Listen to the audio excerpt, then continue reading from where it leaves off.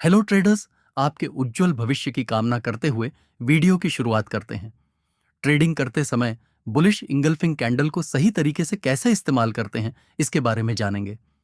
सबसे पहले कुछ बेसिक्स समझते हैं। यहाँ हमें एक रेड कैंडल दिख रही है और उसके राइट साइड में एक बड़ी ग्रीन कैंडल है।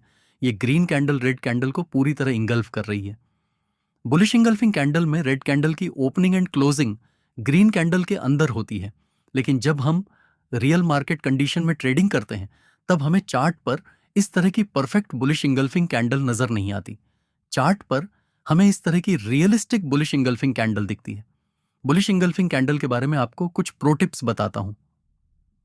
Tip number 1, bullish engulfing candle में इंगल्फिंग कैंडल से पहली कैंडल की साइज दूसरे कैंडल से हमेशा छोटी होती है। टिप नंबर 2, ग्रीन कैंडल की बॉडी साइज जितनी बड़ी होगी उतना ही हाई परफॉर्मेंस सेटअप चार्ट पर बनता है। Tip number 3, bullish engulfing candle में कैंडल विक जितनी छोटी होगी वह कैंडल उतनी ही ज्यादा रिलायबल होती है। Tip number 4, trending market condition में मूविंग एवरेज का सपोर्ट लेते हुए हैमर कैंडल के साथ बुलिश इंगल्फिंग कैंडल के बाद की गई ट्रेड एंट्री ज्यादा प्रॉफिटेबल होती है। टिप नंबर 5, अगर किसी सपोर्ट लेवल पर प्राइस दोबारा सपोर्ट लेते हुए बुलिश इंगल्फिंग कैंडल बनाती है तो यह एक स्ट्रांग रिवर्सल सिग्नल होता है। बेसिक्स जानने के बाद अब बुलिश इंगल्फिंग कैंडल को रियल टाइम ट्रेडिंग में कैसे इस्तेमाल करना है यह जानते हैं। Strategy number 1, trade entry with pattern breakout. इस चार्ट पर प्राइस बेरिश ट्रेंड में मूव करते हुए लोअर हाई का पैटर्न बनाती है, जिससे बॉटम में एक सपोर्ट एरिया बनता है और चार्ट पर एक ट्रायंगल पैटर्न फॉर्म होता है। फर्स्ट टाइम प्राइस जब सपोर्ट के पास आती है तब सपोर्ट को रिस्पेक्ट करके रिवर्स करने की कोशिश करती है, लेकिन फेल हो जाती है। मगर अगली बार प्राइस सपोर्ट के पास जैसे ही आती है उस वक्त बायर्स फिर से एक्टिवली बाइंग स्टार्ट करते हैं और चार्ट पर एक बुलिश इंगल्फिंग कैंडल बनाते हुए ट्रायंगल पैटर्न को ब्रेक करके मार्केट में बुलिश ट्रेंड की शुरुआत होती है। Strategy number 2, trade with trend continuation. Price एक बुलिश ट्रेंड में मूव करती है, लेकिन कुछ समय बाद हायर लेवल्स पर सेलर्स मार्केट में एंट्री करके प्राइस को नीचे खींचने की कोशिश करते हैं।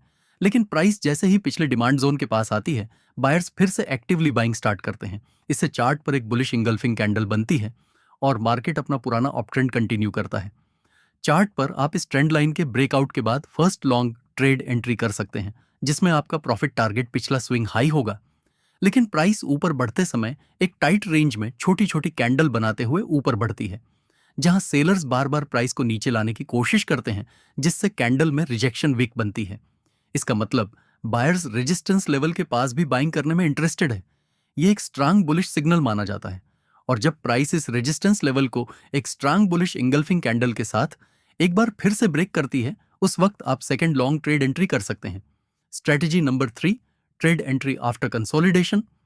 इस चार्ट में प्राइस छोटी रेंज में ट्रेड कर रही है, जिससे चार्ट पर एक कंसोलिडेशन जोन बना हुआ है। यहां ऊपर एक रेजिस्टेंस एरिया और नीचे सपोर्ट एरिया बना है। इसका मतलब यहां बायर्स और सेलर्स की स्ट्रेंथ इक्वल है, जिससे प्राइस कंसोलिडेट होते हुए एक रेंज में फंस गई है। प्राइस इस जोन को जिस भी साइड में ब्रेक करेगी उस साइड एक स्ट्रांग मूव जरूर आने वाला है, क्योंकि जोन के दोनों साइड में बायर्स और सेलर्स के स्टॉप लॉस लगे हुए हैं। जब तक किसी स्ट्रांग कैंडल के साथ ब्रेकआउट नहीं होता हम ट्रेड एंट्री नहीं करेंगे।